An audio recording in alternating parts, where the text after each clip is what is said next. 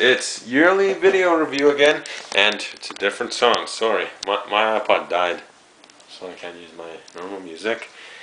It's a good song, enough. Okay, we're on year 94. And Patrick's got brownie s'mores. Okay, I'm going to start off with the Pantheon. Shawshank Redemption, Natural Born Killers, Interview with the Vampire. Those films kick so much ass, of course they'd be on the top of the list. The top of my list is kind of the same. They should be in Pantheon too, but I'm not counting everything. And some other films that did make the list. Ace Ventura, Airheads, Beverly Hills Cop 3, Ed Wood, that's the Johnny Depp one. Flintstones the movie. The Jungle Book. Junior, I'm trying to remember what movie that was. That was something kind of well known. Leprechaun 2. The Mask. I have to keep looking between them. There was actually some of these I mentioned. The Santa Claus, Time Cop, Wyatt, Earp. Wyatt? It's a Western film. Oh. Okay, some of these I mentioned because I'm not going to check them off or whatever. Okay, number 10, Clerks. Kevin Smith's first masterpiece, I think. Soonly followed by Clerks 2. And then James Silent Bob Strike Back and all those. Jack and Mary Make a Porno is one of my favorite Kevin Smith films. My number 9, The Jungle Book. If you don't like that movie, you are a communist to the animal country or something. It's a good film, and it's got talking animals, and one of them's evil. It's Disney. It's good. Number 8, I'm actually going to switch this around. There's something that's up number 8 that should be way higher.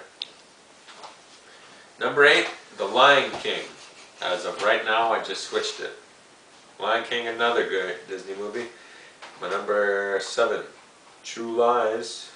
And I'll just say Schwarzenegger's best performance besides Terminator. Maybe. It's damn good. And number 6, Dumb and Dumber. They're just damn funny. Both of them. Okay, Patrick? You're number 5. My number 5 was The Mask. Ooh. As was mine. The Mask was my number 5. Jim Carrey double feature. The Mask and Dumb and Dumber. The Mask is frickin' funny, and it was good, and followed up by not a terrible sequel, but oh my gosh, dropped kind of low. Jim Carrey's was up here. Jamie Kennedy's was down here. Just because I think they camped it up and made it real campy. A little bit cheesy. It was way more family oriented, which was it was good enough. The number 4, After Years.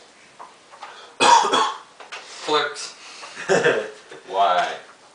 It's just fucking hilarious. Why is it not your number 1? I know you love that movie.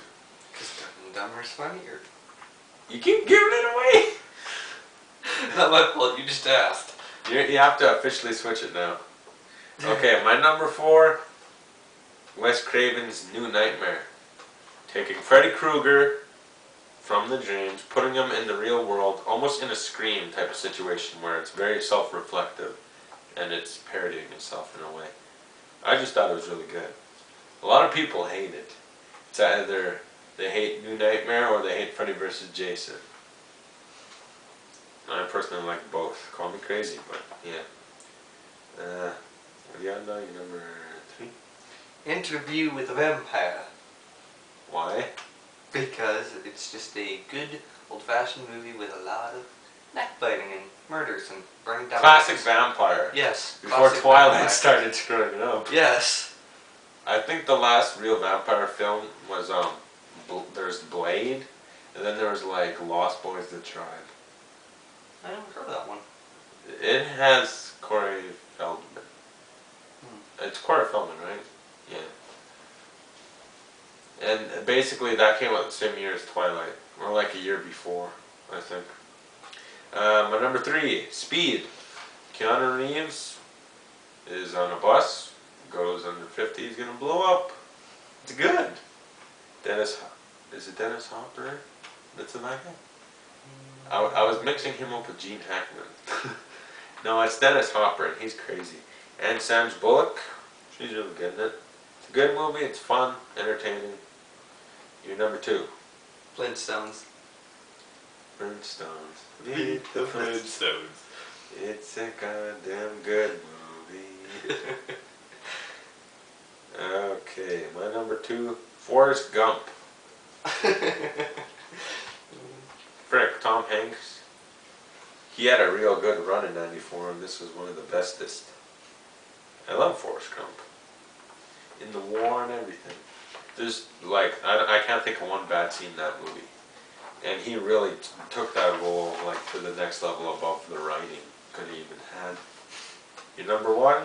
Yeah. Dumb and Dumber. How'd I know?